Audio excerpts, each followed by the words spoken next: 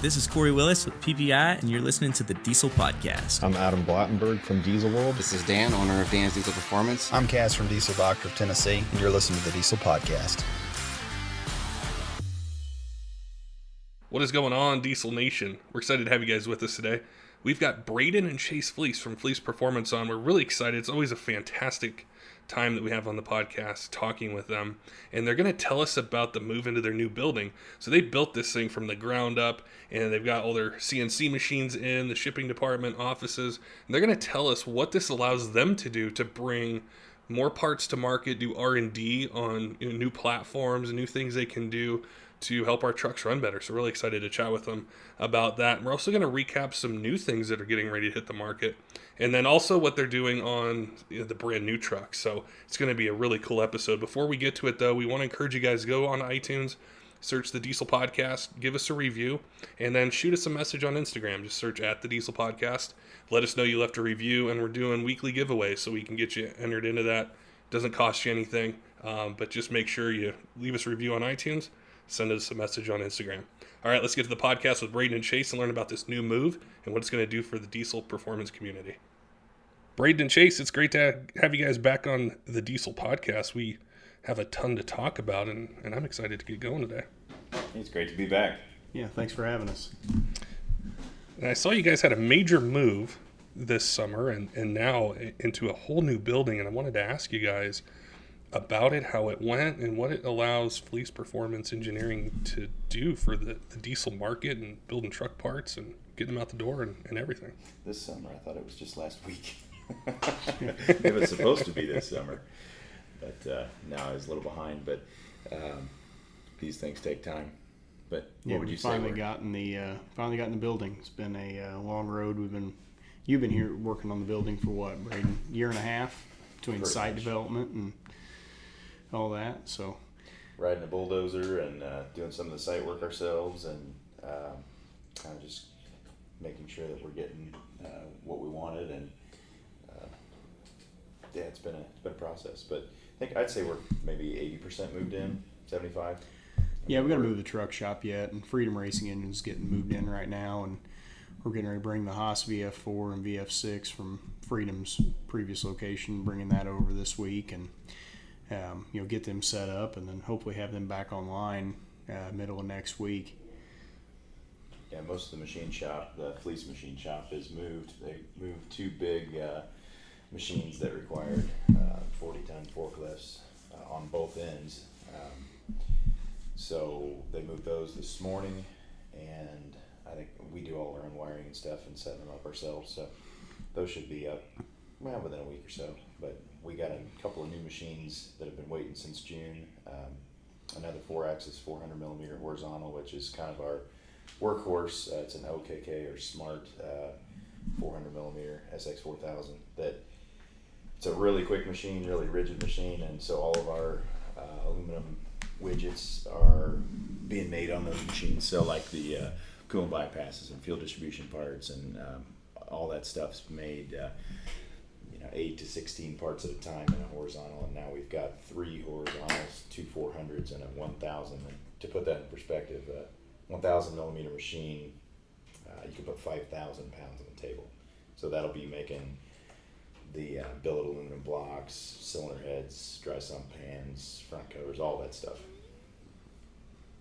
But last time that you guys were on, we were talking about the growth that you guys had from where you started and how you've grown Fleece Performance into a leader in the industry. And I imagine this whole new building that you guys got to set up and the additional space allows you guys to produce more and be able to keep the distributors and dealers and people out there that want to order your parts just stocked with parts that they want. Yeah, we're real focused on efficiency and productivity. You got to look at how can I make these parts more efficient to where we can maintain the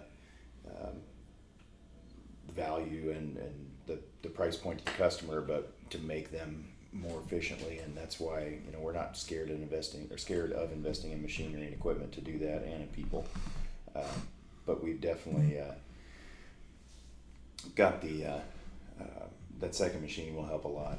But we didn't, that 400 millimeter machine, or the 1,000 millimeter machine, it's kind of been sitting, and we've got to get it up and going. And that billet block program, it's been sitting for months and months, but it's because of this building. And every time we get some more space, it's kind of that glass ceiling. These, you either decide to kind of stay where you're at, or you punch through it, and the glass keeps getting thicker. And this was a pretty big ceiling to jump through, because you go from 25,000 square feet to 75,000 on the total, 60 on the floor.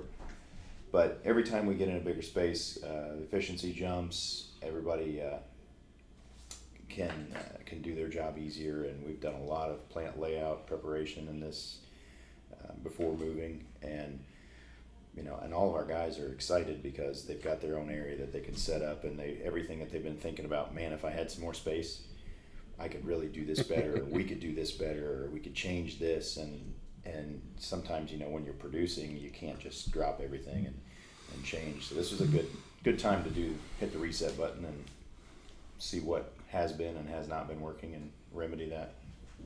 And how I think about it, I think it's been at least 6 months since we really put much effort toward any of our R&D lists. And, that's something that, I think we've got a 2 or 3 page R&D list for new products that we want to get out, and we just haven't had time to focus on it. So this is going to be a really cool, 3 to 5 years here with getting new product out, and, obviously developing and get them out into the market. And that's really going to help our growth. And as I walk through this new building, I look at the turbo area, and we've got it laid out. Now we used to have 3 build tables, and now we've got 5, to try to keep up with back orders. And I look at it now, it's like, man, I wish we'd have built this thing a little bigger. It's crazy how quick it fills up. And I'll do a live video this week on Facebook and kind of show you a layout. You guys can see what we're working with, and it's just crazy how quick it fills up. Brayden, I didn't think we'd grow into this that quick, but there's a point where I said it a couple days ago when we were moving stuff in. It's like, hey, if we take everything we had and we just spread it out, we didn't gain any space. So things that aren't keys or necessary for production, or aren't value added, we got to look at it and see if it needs to be part of the process or not. But it's really full. It's more packed than I expected it to be. Yeah, especially the warehouse. Yeah, and it's the biggest suite in here.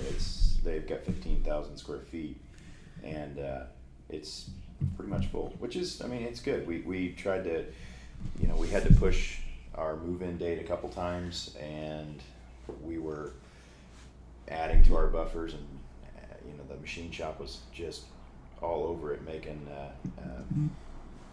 more product to fill the buffers in. Now we've got a lot of inventory coming into a busy time of year, and it's not a bad thing. And really, we moved in about 2 weeks. The warehouse, I think they moved their stuff in a week. Took them really like 3 days. Yeah.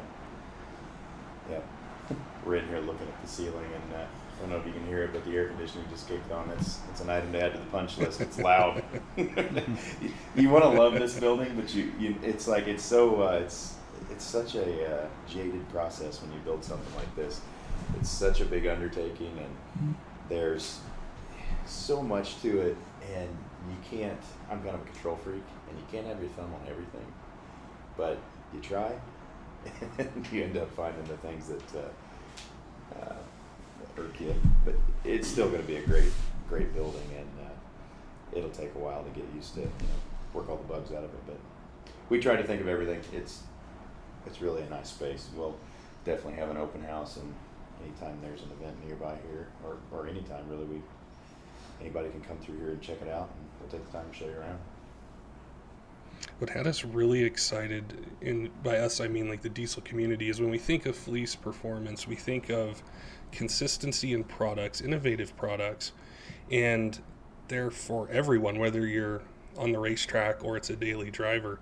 And when we saw the building coming together, this topic had come up on a previous podcast, how us as consumers, we almost apply like how we buy an iPhone or an Android or whatever it might be to parts we put on our truck. So we thought, hey, Fleece Performance is known for this stuff. They're moving into a larger building with more capability, and they're delivering on that kind of consumer expectation that we have of, the consistency in the manufacturing, in the parts, getting it out the door, having the inventory. Because when we want something, we want something. We don't like to wait as a consumer. So that's what's so cool, and why we wanted to talk about the new building and the things you guys are doing, is how you're delivering on something that it's mainstream in other industries, but in the diesel parts world, you guys are setting the bar for everyone else in what you guys are doing.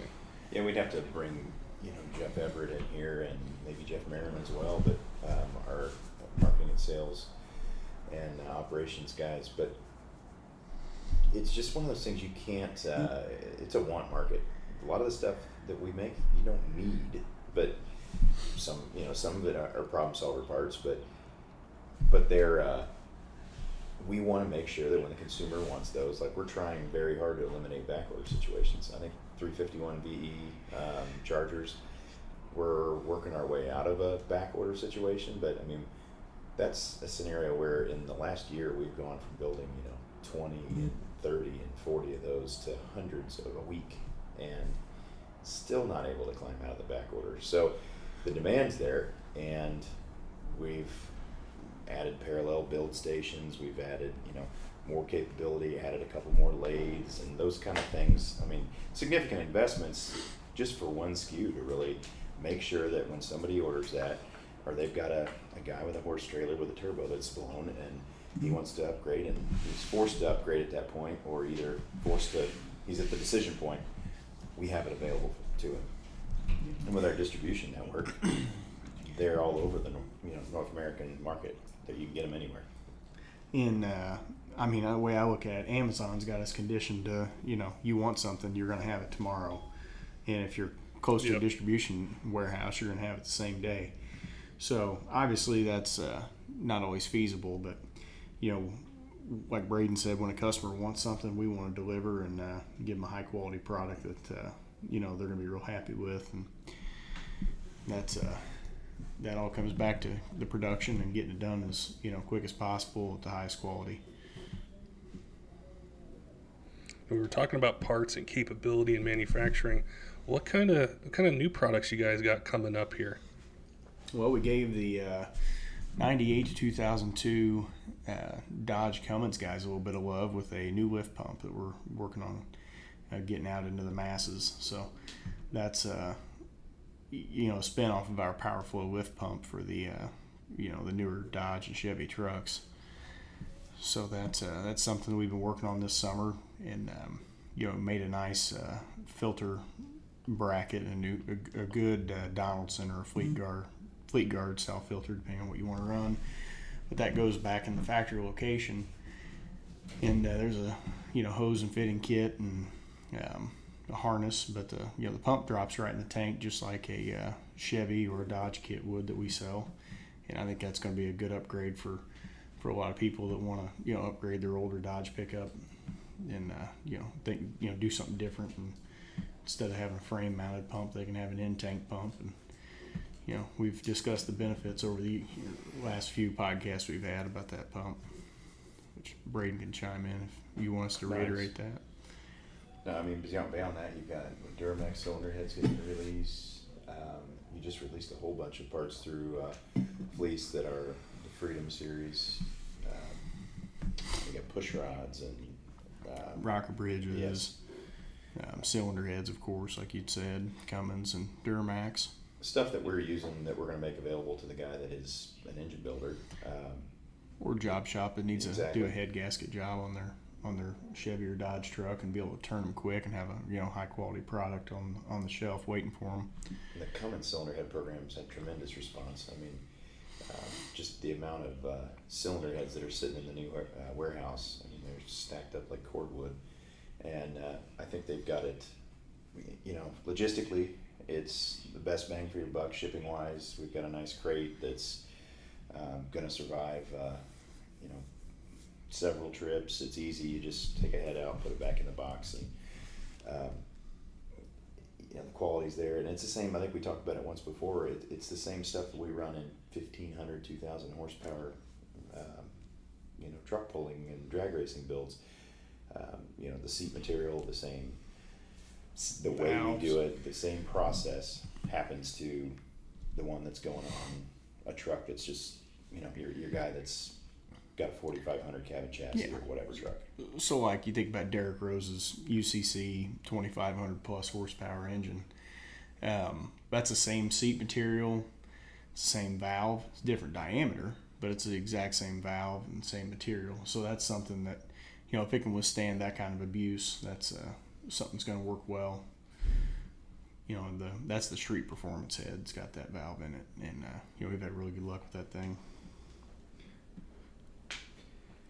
Yeah, that's where that performance aspect that we had talked about before, and what's happened over the last few years has trickled down so much to the daily drivers, and that's where the majority of the trucks are. And we see these trucks out there racing or sled pulling, and then we want something equivalent or something that can solve our daily driver issue. So that's another important aspect of the manufacturing and the product design that's so exciting, is to be able to get those quality parts in our daily drivers. Mm-hmm. As far as the other parts are concerned, everybody wants to know when the exhaust brake's coming out. Between working on this building and our design team is out here. Like we elected to do most of the back of house wiring and mechanicals and plumbing and stuff ourselves, because it's just it takes so much time to specify that to a contractor, and we have the capability and enough manpower that it's just like, hey guys, let's just go out there and do that. And they're out there wiring up and plumbing and doing air, and it'll be the best ran air system. We're using our CNC bender to bend blue airline, but there's nothing bent over your knee or with a little conduit bender. So, we just do things. There's no rules, and that's kind of the cool thing about. I think we had some downspouts that were messed up on the building when we underspecified or something, and we're like, we'll just draw some up and make them, and we laser cut them, weld them, and the building contractor was like, wow, you guys made those? And I was like, yeah, in 3 days, and they're powder coated and perfect. And so I don't know, we're just problem solvers. And but anyways, I don't know where I was going with that. Oh, from the development standpoint, we've been developing our facility mostly for the last 6 months, and not that we have completely ignored development, but like the exhaust brake, I spent 2-3 days really working on that. There was some logic issues that we had to work through on the 13 to 17 trucks, because we really wanted this to be a seamless plug and play, no additional modules required, and we've finally gotten there. And it took some education on even our suppliers,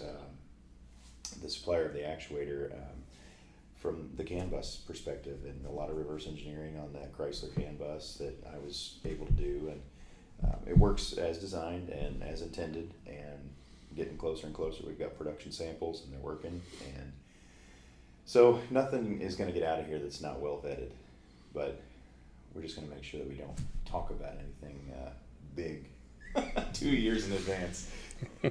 I had the memes. That was gonna. Oh my God! I was like, hey, let's wait and release this thing, when we have working product. So you're not really going to get much about R&D from me, because I've got like some massive projects I've been working on for a year or two that should be game changing, actually. And it's an overused term, but it's really going to be good, and I think it'll change the industry quite a bit because of the way that we're going about it. And maybe by the next podcast, maybe PRI time, I'll be able to talk about it. But doing some really interesting stuff. I did want to ask you guys, this is more of a general question as opposed to like really specific, but how much changes between, say the 2013 to 17 Rams and then going into the 2019s or the 2020 GM? Is it entirely different where you guys got to completely rethink, say, a whole product line, or do you guys see some some carryover between some of the hard parts that you have now and some of these brand new trucks. And the reason I ask is because we have a ton of listeners that they just got a 2020.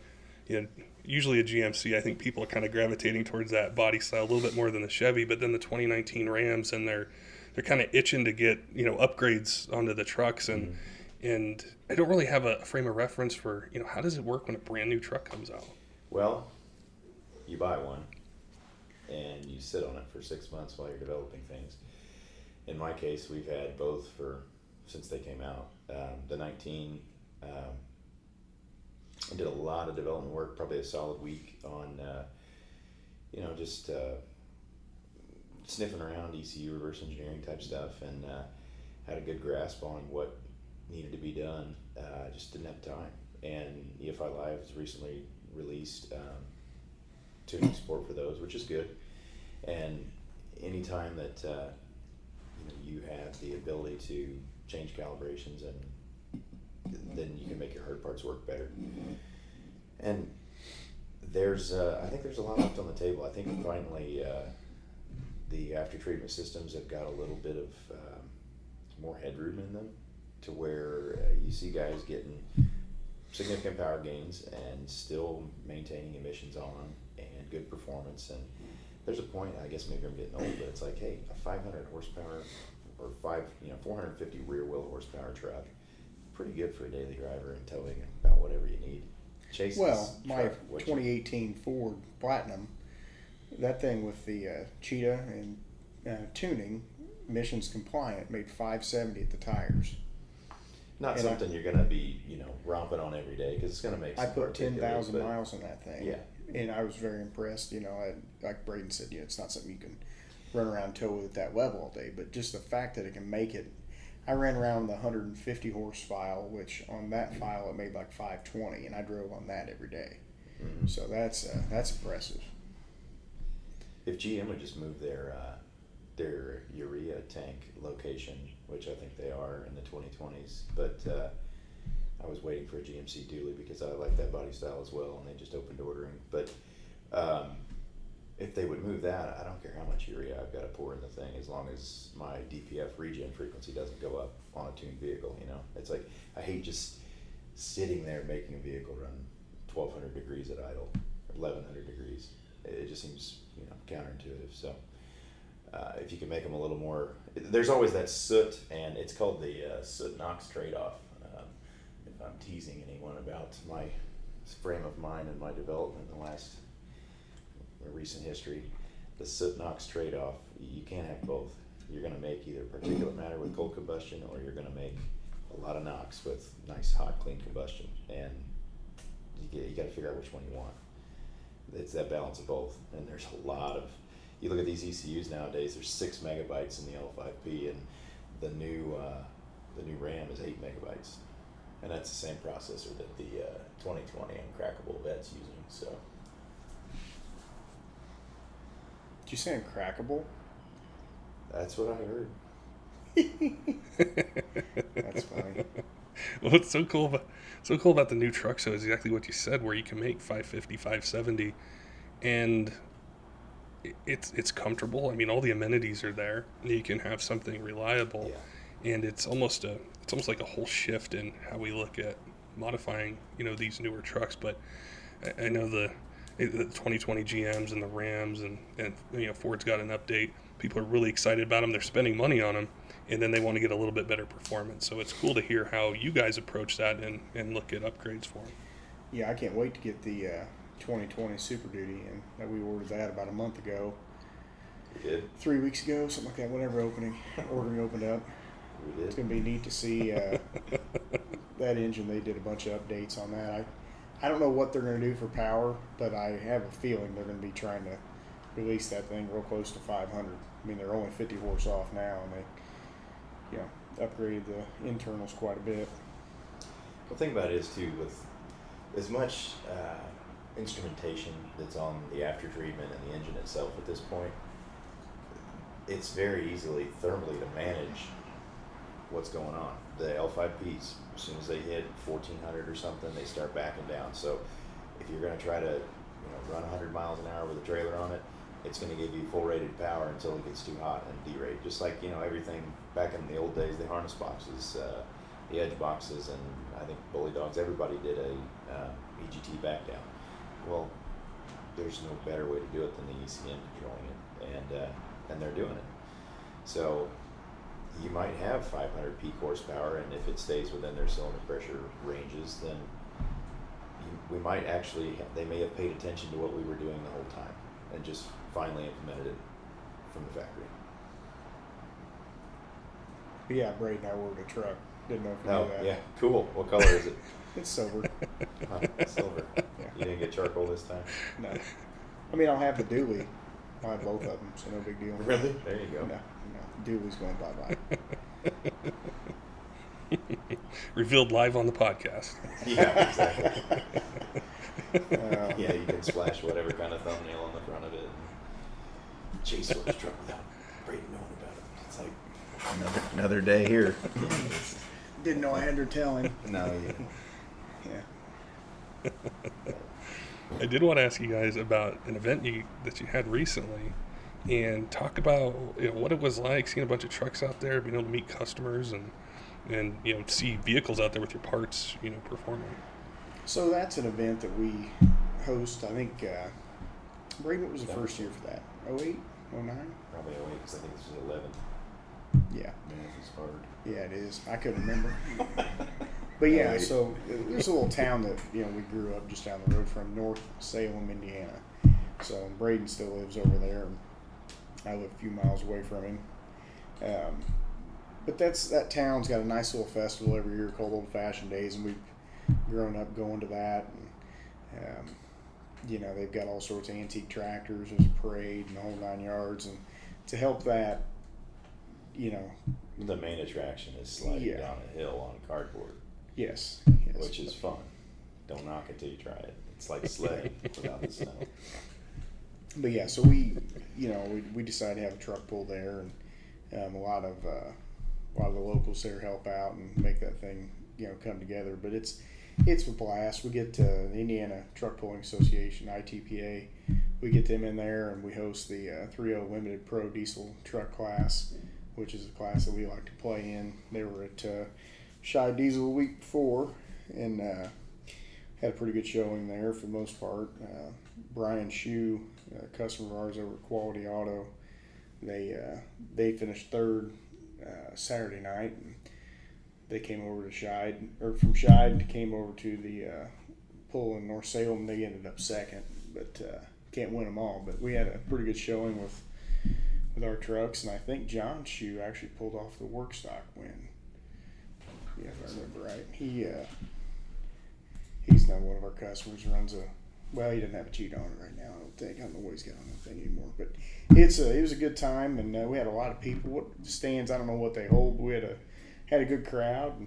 I had 400 or 500 people total. I don't know, maybe a few more, but it's Weather not was great. Oh, that's the thing. We had a overcast day, and we had the right amount of moisture in the track, and those guys have got a lot of experience building the track, and you can't ask for anything better when it's overcast. It doesn't burn any of the moisture out of the track. Everybody got the same surface, and it was eating horsepower, which some people like and some people don't. I think the work stock, bone stock guys didn't particularly care for it. Yeah. No, we had a good event, and like I said, weather was great, and had a good turnout, good truck count, and good good group of fans showed up. So that's all we can ask for. And I get to shoot T-shirts out of the T-shirt cannon. People enjoy that. Well, Brayden enjoys that. That's fun. Well, I think people do too, but Brayden really enjoys it. There's a parade that kicks off the event pretty much on Saturday morning, and it's like an hour and 15 minutes it seems, because it's a farming community and everybody brings out their antique tractors, and I've still got a 5-gallon bucket of candy in my truck, which is surprising. We told the kids to make sure it lasts, and they took it a little too far. But I need to set that in the lobby at the new shop because I've been eating too much of it. But it's a good time, and get to give back to the community a little bit. We sponsored the car show, and they had a huge car show as well this year, and several hundred cars. So good time. been a theme on the podcast over the summer with a lot of different events, is how much people enjoy them and how they're gravitating towards them, especially, when a manufacturer like yourself is helping, organize it or, creating it, is you guys know what people want to see. You know what gets people in the stands.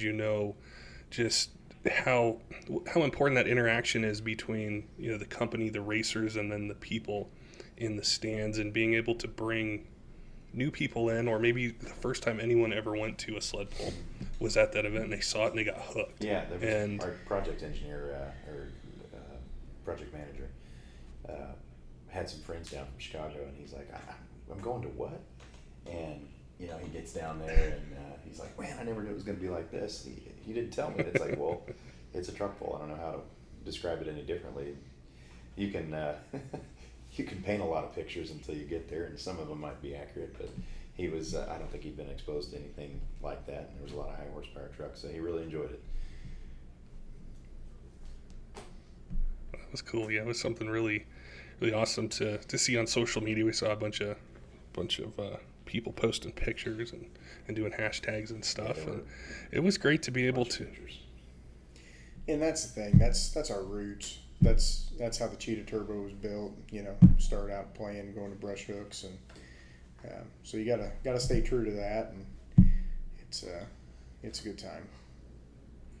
It's really kind of we see these crazy, insane builds and these UCC trucks and all this power, but then at the heart of it, we still want to just take our truck out, have fun, and then drive it to work on Monday and use it. And that's always been sort of the allure of Diesel Performance and the parts that we're buying, is to be able to do that.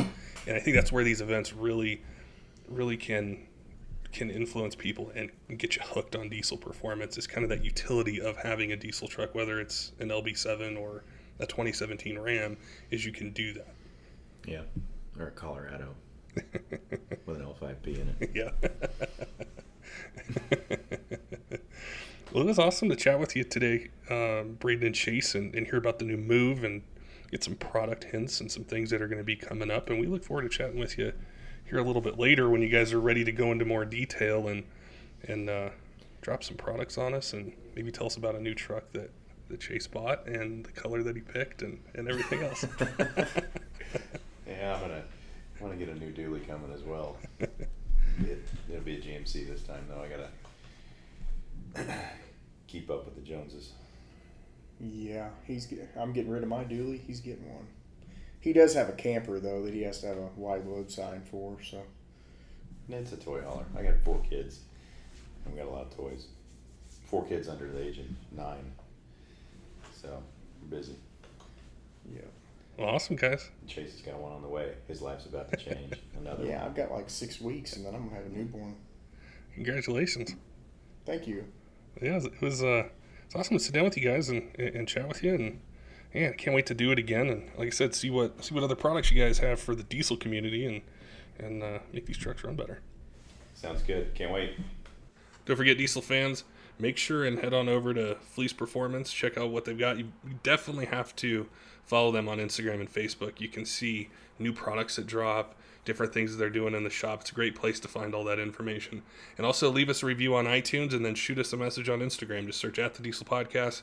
Let us know you left the review, and we'll add you into our weekly giveaways. Till next time, keep the shiny side up.